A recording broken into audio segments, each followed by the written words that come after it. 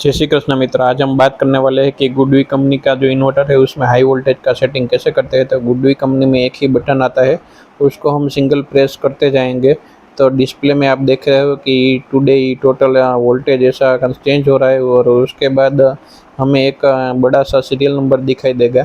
आप अभी वीडियो में देख रहे हो कि ये बड़ा सा सीरियल नंबर आ गया है और उसके बाद हमें जो गुडवी का जो बटन है वो लॉन्ग प्रेस करके रखना है। तो आप हम देख रहे हो कि इंडिया हायर अभी सिलेक्ट किया गया है, मतलब कि वो इंडिया हायर वोल्टेज सेटिंग का सही है। लेकिन अगर आपके इन्वर्टर में चाइना या फिर कोई दूसरा कंट्री दिखाई दे रहा हो तो जो बटन है उसको सिंगल प्रेस करते जाएंगे तो इंडिया हायर आपको दिखाई देगा कंट्री।